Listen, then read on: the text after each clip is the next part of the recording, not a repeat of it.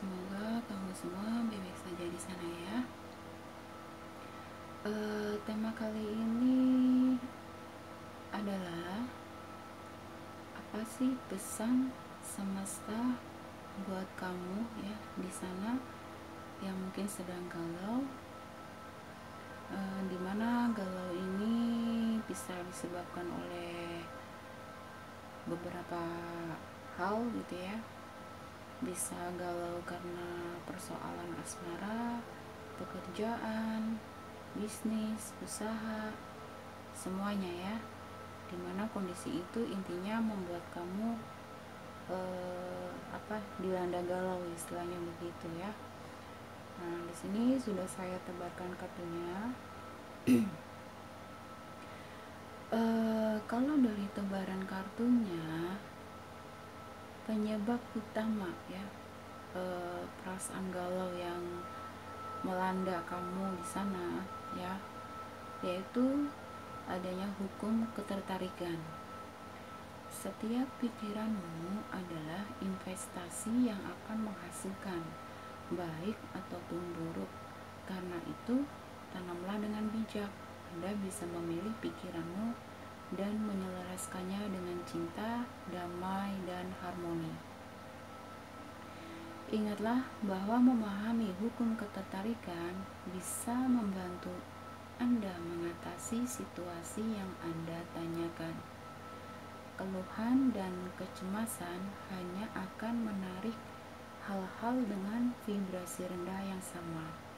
Jadi ubahlah dan penuhi pikiran Anda dengan hal-hal yang akan menaikkan level energi Anda untuk menarik kebaikan dalam hal yang Anda inginkan. Ya, jadi dari pesan hukum ketertarikan ini, apapun yang menyebabkan kamu galau ya, itu salah satunya sadar atau tidak sadar, kamu sendiri yang menarik kondisi itu ya, menarik perasaan galau itu. Jadi di sini diminta kamu untuk merubah mindset kamu ya, lebih fokus kepada hal-hal yang positif ya, lebih fokus kepada pikiran-pikiran positif. Karena kalau semakin kamu mengulang-ulang pikiran-pikiran negatif atau pola-pola negatif, kalian akan semakin menguatkan atau menarik hal-hal negatif itu datang ke kamu, seperti itu. Jadi seperti jangan banyak mengeluh ya, jangan banyak cemas. Hal-hal semacam itu gitu ya, justru akan menarik gitu hal-hal negatif ke diri kamu, seperti itu ya. Ambillah waktu Anda, bisa satu atau beberapa kali sehari. Bayangkan, lihat, dan rasakan situasi yang dihadapi dipulihkan dan teratasi dengan baik. Berfokuslah pada apa yang Anda inginkan, bukan pada apa yang ingin Anda hindari. Jadi kata lainnya begini ya. Di sini ada anjuran ya, seperti kamu diminta untuk melakukan meditasi, bisa seperti itu ya. Kemudian di dalam meditasi itu kamu coba untuk fokus kepada hal-hal yang benar-benar kamu inginkan, hal-hal yang positif, intinya begitu. Jadi kamu diminta untuk bisa memahami bahwa pikiran dan perasaan kamu itu adalah pencipta realitas dalam kehidupan kamu sendiri.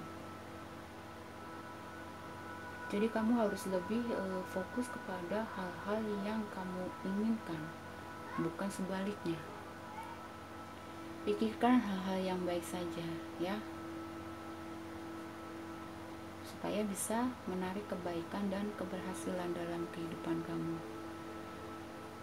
Ya memang tidak mudah gitu ya untuk menyingkirkan pikiran-pikiran negatif seperti cemas, khawatir, perasaan kecewa misalkan. Jadi kamu coba cari tahu atau perhatikan diri kamu sendiri gitu ya. Hal-hal apa saja yang mendorong kamu gitu ya, lebih condong ke berpikir negatif. Seseorang yang lebih suka berpikir negatif disebabkan oleh beberapa hal. Bisa karena faktor pertemanan. Kenapa saya bilang begitu? Kalau kamu banyak di lingkungan atau berteman dengan orang-orang negatif, secara otomatis kamu juga akan terkontaminasi, akan terpengaruh gitu ya. Pola pikir kamu menjadi negatif. Nah, coba kamu perhatikan ya. Kemudian kamu rubah gitu. Zona atau lingkungan pertemanan kamu, pergaulan kamu. Demi kebaikan kamu sendiri ya. Lebih baik jaga jarak dengan orang-orang toksik atau orang-orang yang selalu berpikir negatif, pesimis, dan lain sebagainya ya. Bertemanlah dengan orang-orang yang penuh dengan optimis, penuh dengan energi positif, penuh dengan kebaikan dan cinta kasih ya. Supaya apa? Supaya gelombang energi ini bisa menular ke kamu. Jadi perhatikan dengan siapa kamu berteman. Itu yang pertama. Kemudian yang kedua, untuk meningkatkan level energi positif kamu, seperti yang sering saya sampaikan, perbaiki hubungan kamu dengan Tuhan sesuai dengan keyakinan kamu masing-masing ya. Ketika kamu memperbaiki hubungan kamu dengan Tuhan, otomatis jiwa kamu akan mendapatkan ketenangan, kedamaian. Di dalam jiwa yang tenang dan damai, itu akan sangat mudah menarik energi positif dan memancarkan energi positif. Itu yang kedua. Kemudian yang ketiga, untuk bisa menarik energi positif gitu ya, kamu bisa mulai bikin schedule atau jadwal untuk olahraga. Mungkin pergi ke gym, fitness ya, seperti itu, senam atau apapun sesuai dengan olahraga yang kamu sukai. Dengan olahraga, tubuh kamu akan merasakan kebugaran. Ketika berkeringat, keringat itu mengeluarkan racun dalam tubuh kamu, sehingga kamu akan mendapatkan perasaan yang segar kembali. Pikiran kamu akan lebih jernih dan bisa melihat segala sesuatunya dengan jelas, gitu ya. Bisa juga dengan meditasi, bisa juga dengan yoga, atau apapun, terserah menurut kamu mana yang sekiranya nyaman buat kamu untuk meningkatkan level energi kamu ke level yang lebih tinggi, yaitu energi positif. Kemudian yang berikutnya, kamu harus memperhatikan telinga kamu, mata kamu ketika mendengar atau melihat suatu informasi. Kamu perhatikan baik-baik, semaksimal mungkin, sebisa mungkin. Cobalah tonton acara-acara atau mendengarkan informasi-informasi yang bisa menaikkan level energi kamu. Mungkin bisa dengan menonton meditasi, kegiatan meditasi, yoga, atau apapun gitu. Kurangi tontonan-tontonan yang justru akan menstimulasi ya istilahnya pikiran kamu atau perasaan kamu ke level energi yang rendah atau energi negatif. Kamu harus perhatikan itu juga, karena apa yang kamu lihat atau kamu tonton, apa yang kamu dengarkan, itu akan terekam ya, masuk ke dalam otak kamu. Jadi usahakan mulai dari sekarang banyak-banyaklah melihat tontonan atau mendengarkan informasi yang bisa menaikkan level energi kamu. Kemudian perbaiki sisi spiritual kamu. Perhatikan baik-baik semua hal yang sudah saya sampaikan ke kamu tadi. Itu kiat-kiat atau beberapa hal yang bisa kamu lakukan untuk meningkatkan energi kamu ke level yang lebih tinggi atau energi positif. Ya. Ketika kamu sudah bisa mencapai ke level energi yang lebih tinggi, kamu akan menjadi seseorang yang lebih optimis, lebih positif, bisa dengan mudah gitu ya mengurai segala permasalahan yang ada, bisa melihat segala sesuatunya dengan jelas gitu ya, bisa dimengerti ya. Nah, kemudian yang di pesan yang berikutnya, jujur pada diri sendiri. Lihatlah jauh ke dalam hatimu, maka Anda akan mengetahui kebenaran dari situasi ini. Akui dan terimalah kebenaran. Fokuslah pada jalan keluar terbaik untuk membuat akhir yang baik. Ada kalanya, supaya tampak aman, orang cenderung bersembunyi dari perasaan hati yang sesungguhnya.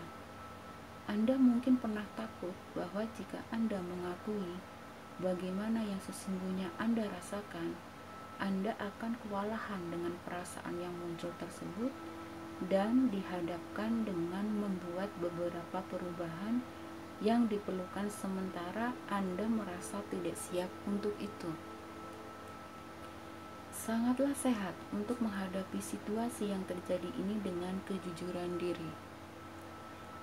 Ya, jadi kalau misalkan kamu di sini ya, apapun penyebabnya lah ya istilahnya, baik galau karena persoalan asmara, pekerjaan, usaha atau apapun gitu ya. Di sini kamu jelas-jelas dituntut untuk jujur pada diri kamu sendiri. Artinya gini, kalau misalkan kamu sudah merasa tidak nyaman atau di sini mungkin ada yang diputus sama pacarnya gitu ya, atau mengalami perpisahan gitu, ya kamu harus mengakui bahwa kondisi itu memang ya benar, kondisi itu tidak seperti yang kamu inginkan misalkan gitu ya. Kamu menyadari siapa sih orangnya yang mau berpisah gitu atau bercerai gitu. Tapi perpisahan ataupun perceraian itu kan pasti ada sebabnya. Kalau suatu hubungan misalkan sudah tidak ada keharmonisan atau ada beberapa hal lainnya yang akhirnya membawa hubungan itu ke dalam fase perpisahan atau perceraian, ya terima saja gitu. Kebahagiaan, jadi gini, jangan terlalu menggantungkan kebahagiaan kamu atau hidup kamu dengan orang lain. Misal gini, aku tidak bisa hidup tanpa dia gitu. Kalau misalkan aku pisah, aku cerai, ya lebih baik aku begini begitu. Jangan. Kebahagiaan kamu itu ada di tangan kamu sendiri. Kemudian skenario yang kedua, kalau misalkan kamu galau, yang berpasangan ya, karena ada keributan, karena ada masalah-masalah lain, ya kamu di sini harus berani jujur sama diri kamu sendiri. Artinya gini, kalau memang kamu sudah tidak nyaman, kalau memang kamu sudah tidak merasa bahagia dalam rumah tangga gitu, ya cobalah diskusikan dengan pasangan, dengan keluarga tentang perasaan-perasaan yang ada di diri kamu gitu, terkait masalah rumah tangga kamu. Kalau misalkan suami atau istri kamu sebenarnya tidak bisa diajak untuk bernegosiasi istilahnya gitu ya, diajak kerjasama, melakukan satu perubahan gitu demi keutuhan rumah tangga, ya keputusan ada di tangan kamu gitu. Jangan kamu menjalani satu kehidupan yang sesungguhnya di dalam hati kamu itu sudah tidak nyaman gitu, membohongi diri kamu karena beberapa hal. Ya memang ini tidak mudah, tapi dari pesannya seperti itu. Jadi buat kamu ya, yang memang sedang mengalami kegalauan, mau galau karena asmara, pekerjaan atau apapun, ya di sini intinya kamu diminta untuk jujur sama diri kamu sendiri. Kalau memang kamu sudah tidak bisa merasakan kebahagiaan, kenyamanan dengan pasangan atau dengan usaha atau pekerjaan atau apapun gitu, ya segera ambil tindakan. Jangan hanya diam dan memendam perasaan itu sendiri itu. Ibarat kata, jangan pura-pura bahagia, padahal sesungguhnya kamu nggak bahagia. Nah, kesimpulannya begitu. Nah, di sini kemungkinan ada yang memang nggak berani gitu ya, tidak berani untuk melakukan satu perubahan. Misal buat kamu yang galau karena pekerjaan di tempat kerja gitu. Aduh, kalau misalkan iya sih aku udah nggak nyaman di sini gitu, tapi gimana lagi gitu, cari kerja susah atau apa segala macam gitu. Terus aku mau pindah kemana gitu. Tapi di sisi lain kamu sudah merasa nggak nyaman di tempat kerja kamu sekarang misalkan gitu.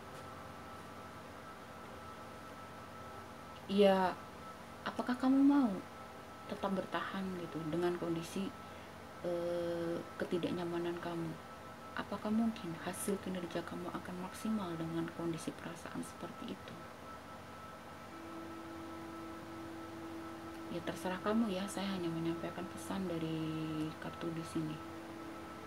Kamu diminta untuk jujur pada dirimu sendiri gitu. Nah, kalau kamu berani jujur sama diri kamu dan kemudian mengambil satu tindakan, kalau misalkan ya kamu gak nyaman dengan pakaian ini, tapi sayang harganya mahal, ya ngapain kamu memberatkan harga? Contoh ya, kamu lebih memilih kenyamanan kamu atau harga pakaian itu gitu. Ya kan kamu bisa berikan pakaian itu kepada orang yang membutuhkan. Kamu satu mendapatkan kenyamanan, kedua kamu bantu orang. Jadi dari contoh ini bisa dimengerti ya. Ya, semoga dapat dipahami dari contoh pakaian tadi. Kalau memang kamu sudah tidak nyaman dengan pakaian itu, meskipun harganya mahal, ya buat apa? Pakaian itu kan ya dicari nyaman, bagus dilihat, tapi kalau kamu nggak nyaman, kamu betah gitu pakainya, enggak kan? Ya hidup itu memang pilihan. Ya terserah, kalau memang kamu lebih seperti apa ya, membohongi diri kamu sendiri, membohongi orang lain, kamu nggak bahagia tapi pura-pura bahagia. Mau sampai kapan kamu hidup dalam kebohongan? Kamu lebih lebih mengutamakan ketakutan kamu, bukan fokus kepada kebahagiaan kamu sendiri gitu. Kalau memang kamu fokus kepada kebahagiaan kamu akan takut apapun. Kamu tahu kamu gak bahagia, kamu akan dengan sigap mengambil tindakan. Aku gak bisa begini terus, aku gak bisa begini terus misalkan gitu. Kalau memang ini berhubungan dengan pasangan, kalau pasangan sudah tidak bisa diajak istilahnya bersama-sama gitu ya, memperbaiki hubungan supaya lebih harmonis lagi, ya bagaimana? Tapi kalau kamu mau memilih hidup seperti itu, ya silakan ya, itu hak kamu. Tapi yang namanya hidup dengan membohongi diri sendiri, itu yang ada nanti akan banyak menguras energi kamu, mental kamu, dan tidak menutup kemungkinan gitu hidup dengan keterpaksaan, hidup dengan ketidakbahagiaan, tertekan, apapun gitu namanya, cepat atau lambat itu akan menggiring kamu. Ya bukan saya mendoakan, tapi memang seperti itu faktanya gitu ya.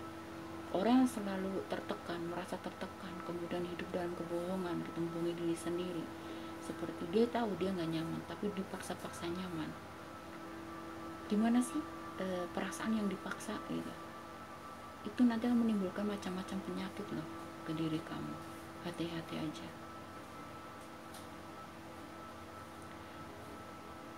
Meskipun seseorang itu ya memiliki segalanya, uang, harta, semuanya, tapi kalau kondisi jiwa dia tertekan, tidak bahagia, percayalah akan datang macam-macam penyakit ke tubuhnya. Kamu tahu kan, kebanyakan rata-rata gitu, seperti cancer gitu ya. Cancer identik dengan penyakitnya siapa? Penyakitnya orang kaya. Padahal kalau dipikir-pikir, orang kaya harusnya bahagia, tidak menjamin. Kamu tidak bisa menilai kebahagiaan seseorang hanya dari tampilan luar. Punya mobil bagus misalkan, punya rumah bagus, punya uang banyak.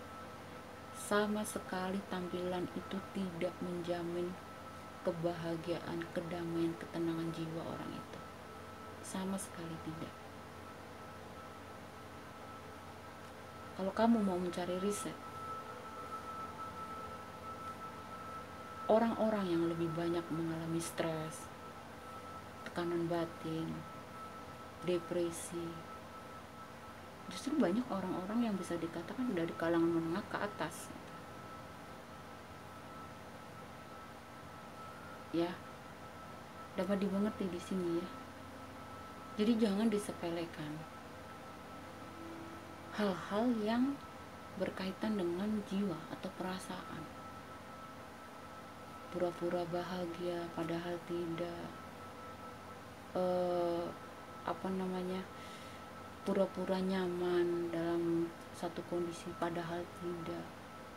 Nah, perasaan-perasaan ini cepat atau lambat dia akan membentuk satu penyakit ke tubuh kamu. Ya, itu hati-hati ya.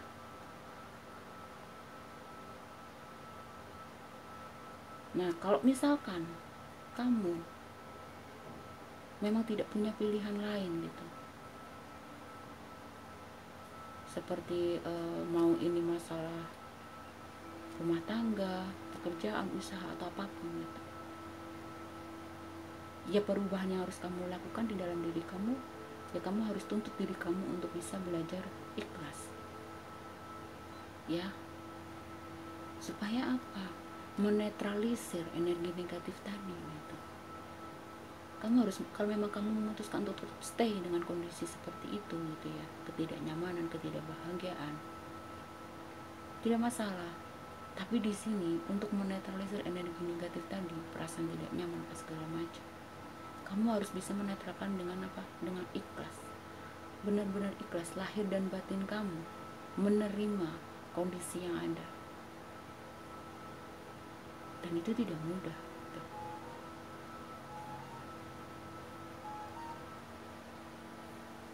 Jadi, misal kamu gitu ya, yang tidak nyaman di tempat kerja yang sekarang, kalau memang berat untuk meninggalkan atau pindah ke tempat kerja lain, ya kamu di sini harus menuntut diri kamu untuk bisa menyesuaikan kondisi yang ada.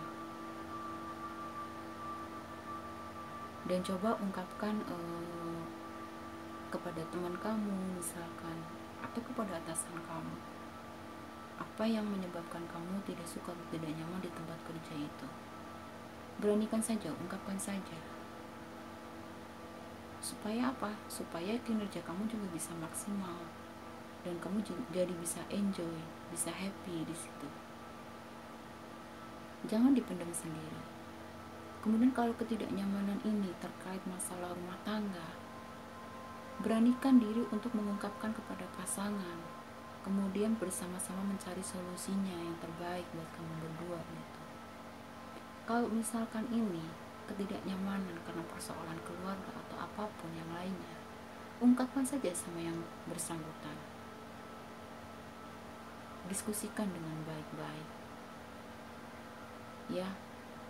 Nah, kalau kamu tidak bisa menuntut diri kamu untuk ikhlas, untuk menyesuaikan diri dengan kondisi yang ada, di sisi lain kamu tetap memilih stay, itu sama saja kamu pelan-pelan membunuh diri kamu gitu. Apa kamu mau hidup dengan perasaan semacam itu? Mengikat diri sendiri dalam kondisi situasi yang sesungguhnya kamu tahu kamu tidak nyaman di situ, kamu tidak bahagia. Ya, keputusan ada di tangan kamu ya. Nah, inilah yang membuat perasaan galau ini datang gitu. Di satu sisi kamu tidak nyaman, tidak bahagia, tapi di satu sisi kamu tidak berani mengambil sikap. Kamu lebih mementingkan kebahagiaan kamu atau yang lainnya? Ya, maaf ya, saya hanya menyampaikan pesan dari kartunya. Ya, tetap keputusan ada di tangan kamu. Semoga dapat dimengerti ya. Jadi jangan biarkan orang lain untuk mengendalikan hidup kamu. Kamu yang harus mengontrol, mengendalikan hidup kamu sendiri. Sekali lagi, keputusan ada di tangan kamu. Ya, kemudian saya coba jelaskan untuk pesan berikutnya, ikutilah nalurimu. Cobalah menangkap apa yang mungkin menjadi petunjuk dan ikutilah. Entah itu insting, perasaan tertentu ketika Anda memikirkan sesuatu atau bertemu seseorang, reaksi tubuh yang berulang, ataukah tanda-tanda lain yang muncul, ikutilah nalurimu. Naluri atau insting adalah suatu pola perilaku dan reaksi terhadap suatu rangsangan tertentu yang tidak dipelajari, tapi telah ada sejak kelahiran suatu makhluk hidup dan diperoleh secara turun-temurun. Misalnya, kasih sayang induk pada anaknya. Secara alami, manusia memiliki naluri yang tajam, ditambah pengalaman hidup yang kompleks dalam lingkungan dan peradaban yang luas. Kartu ini mengingatkan Anda bahwa ketika Anda mengalami suatu kecemasan dan masa yang sangat sulit, secara alamiah naluri Anda akan mencoba mencari jalan keluar dan mengingat betul semua kejadian yang dialami untuk tidak terulang kembali. Anda belajar dari pola membaca situasi, kondisi, kebiasaan, rutinitas, dan semua hal yang menjadi fokus. Jadi, ketika berhadapan dengan suatu keadaan yang tidak jelas dan tidak bisa dipecahkan secara logika, percayakan saja pada naluri dan instingmu. Misalnya, apa yang harus dilakukan dalam suatu keadaan yang berbahaya? Apakah Anda merasa terdorong untuk berbuat sesuatu? Misalnya begitu ya. Jadi ikutilah. Jadi kamu diminta untuk mempercayai naluri dan insting yang tertampak dalam berbagai situasi di sini ya. Dengarkan dan mengikutinya akan membawa kamu pada kebaikan dan keselamatan hidup. Nah, dengan begitu nanti semakin hari kamu akan terhubung semakin baik dengan kecerdasan tenaga psikis bawah sadar yang sangat luar biasa. Jadi di sini pesannya kamu diminta untuk mempertajam intuisimu, maaf ya. Ketika kamu terjebak dalam persoalan yang memang tidak dipecahkan istilahnya gitu ya secara logika. Nah, kamu coba ikuti apa yang muncul dari intuisimu itu. Nah, kemungkinan itulah jalan keluarnya, seperti itu. Percayakan pada diri kamu sendiri. Percayalah pada intuisi kamu. Kalau kamu terjebak dalam satu persoalan yang sudah dipecahkan dengan logika tadi, kemudian kamu merasa terdorong untuk berbuat sesuatu, nah disitulah kamu diminta untuk mengikuti intuisi kamu. Ya, bisa dimengerti ya. Nah, makanya di sini lagi-lagi ditekankan yang harus kamu perhatikan itu ya, kalau bicara alat di dalam raga kamu, yaitu yang berkaitan dengan psikis bawah sadar. Nah, makanya di sini antara logika dan pikiran bawah sadar buatlah seimbang. Jangan terlalu mengandalkan logika. Nah, untuk mempertajam intuisi kamu, psikis kamu, itu hampir sama hal-hal yang sudah saya sebutkan tadi di atas ya. Ketika membaca hukum ketertarikan tadi, yaitu seperti memperbaiki hubungan dengan Tuhan, bergaul dengan orang-orang yang positif, meningkatkan sisi spiritual kamu, atau bisa juga kamu carilah guru pembimbing gitu ya, untuk membimbing kamu mendapatkan sisi spiritual atau jiwa yang lebih tinggi levelnya gitu, sehingga intuisi kamu di sini akan lebih tajam ya, bisa dimengerti ya. Nah, kemudian pesan berikutnya, dengarkan. Ambillah waktu duduk dalam diam dan tenang untuk istirahat, meditasi dan berkontemplasi. Suara hati terdengar ketika pikiranmu hening. Tenangkan pikiran Anda, tariklah nafas dalam-dalam, dan buanglah semua perasaan cemas dan khawatir dalam setiap hembusan nafas. Masuklah ke pusat keheningan di dalam dirimu, di mana dunia luar tidak bisa masuk. Istirahatkan saja pikiranmu, tidak perlu memutuskan apa-apa sekarang. Dengan demikian, Anda akan dapat mendengarkan suara hati Anda. Dengarkan apa yang ia katakan. Kalau bisa disimpulkan dari pembacaan kartu pertama sampai keempat ini, pesannya hampir sama ya. Kamu ditekankan lagi-lagi intuisi, jiwa, ya, yang harus benar-benar difokuskan di sini untuk bisa melihat apapun kondisi kamu sekarang ini ya, melihat kondisi kamu sekarang, situasi yang kamu hadapi sekarang, bisa melihatnya dengan jelas gitu. Nah, berbicaralah lebih sedikit dan mendengarkan lebih banyak. Terkadang karena panik ataupun khawatir, kita menjadi terlalu banyak berbicara dan tidak membaca sinyal-sinyal jawaban sekitar kita. Jadi, tutuplah matamu, tarik nafas yang dalam dan dengarkan. Ya, jadi kamu diminta untuk masuk ke dalam keheningan ya, di dalam diri kamu, dan terhubung dengan kesadaran tertinggi dalam diri kamu. Karena dengan begitu, suara hati kamu dapat terdengar. Belajarlah dari kebijakan kesadaran tertinggi dalam diri kamu dan menjadi bagian darinya. Jadi saya harap penjelasan dari awal ya sampai terakhir nanti, kalau bisa silahkan kamu ambil kertas, kamu ambil pulpen gitu ya, kamu catat poin-poinnya gitu, kemudian coba kamu realisasikan gitu.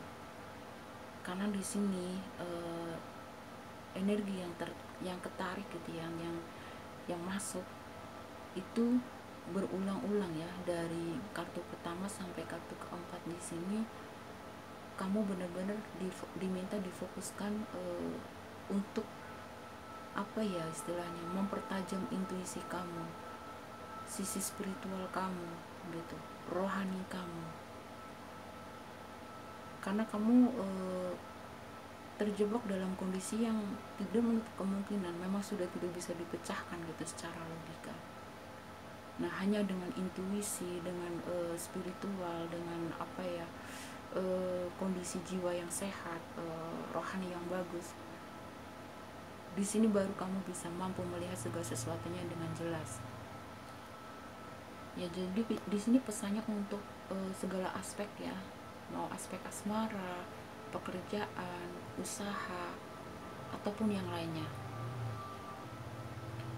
Saya tekankan lagi dan saya ulangi lagi, hindari kegiatan ataupun hal-hal ya yang membuat sisi spiritual kamu, rohani kamu, jiwa kamu, energinya menurun ya.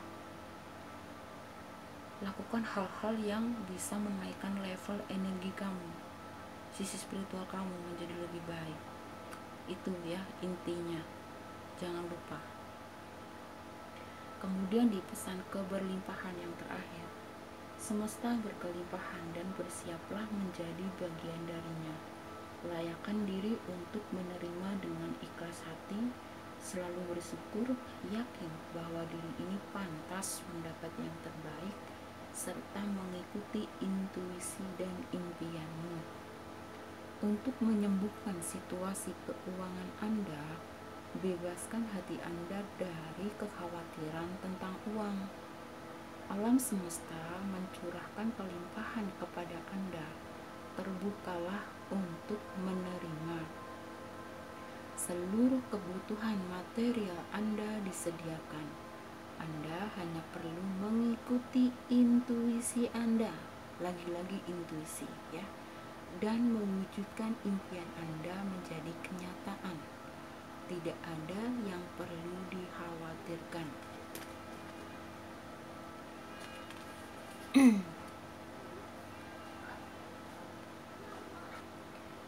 Kalau mau, silahkan ya kamu tulis afirmasi ini ya, kamu catat, kamu baca sebelum tidur ya, atau ketika kamu mau tidur baca afirmasi ini selama 21 hari dan kamu akan lihat perubahannya ya.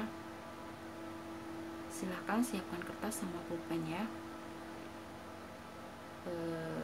Dengarkan baik-baik, kemudian kamu tulis, keberlimpahan datang kepada saya dalam setiap aspek kehidupan dan dalam berbagai bentuk, termasuk materi, dukungan, kesempatan, dan ide-ide cemerlang ya.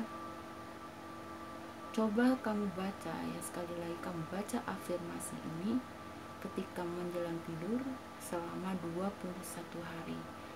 Kalau bisa jangan sampai terlewatkan satu hari pun. Kalau misalkan terlewat satu hari, kamu harus mulai dari awal dan kamu akan lihat perubahannya ya.